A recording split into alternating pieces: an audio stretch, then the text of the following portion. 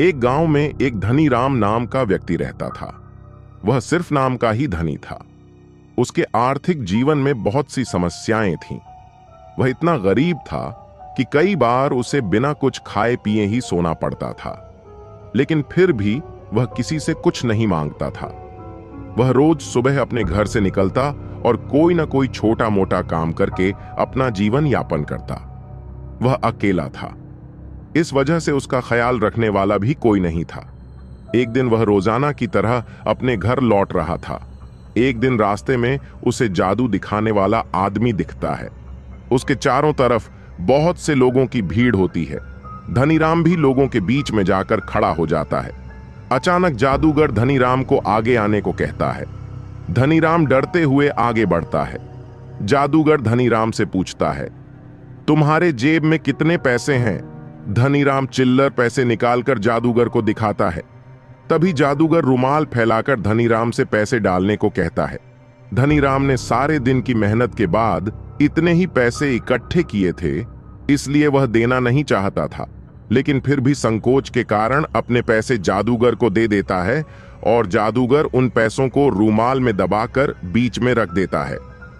सभी दर्शक जादू देखने में मसरूफ हो जाते हैं, लेकिन धनीराम की नजर केवल उस रूमाल पर होती है।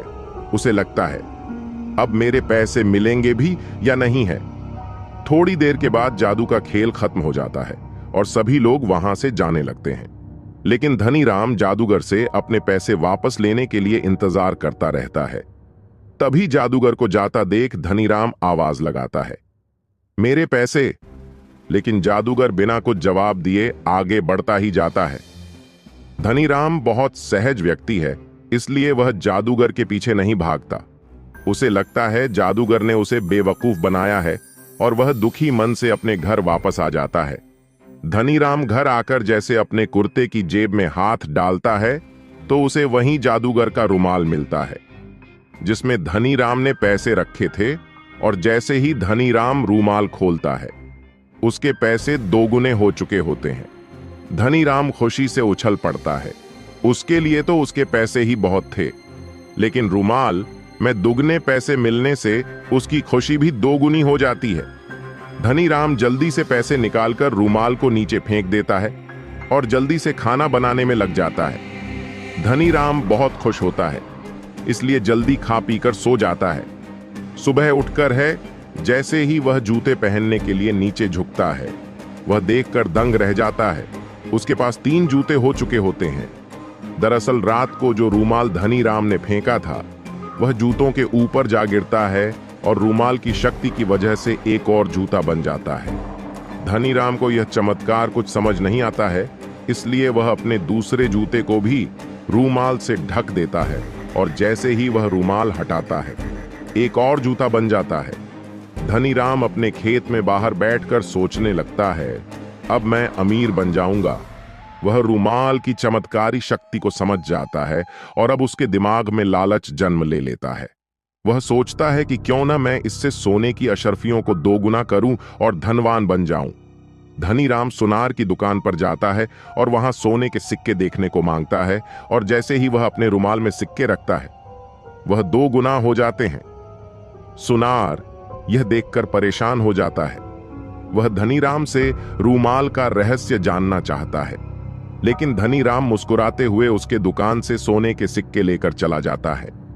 धनीराम के जाते ही सुनार के दिमाग में उथल पुथल होने लगती है।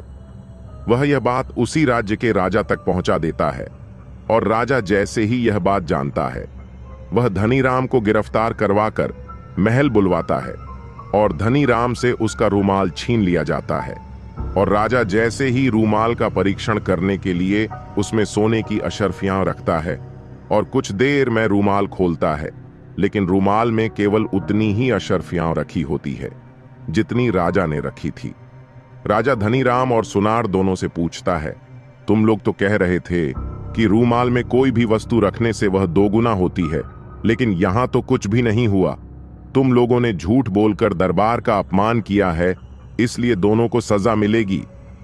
राजा धनीराम और सुनार दोनों को कारागार में डलवा देता है और उस रूमाल को नदी में बहा दिया जाता है।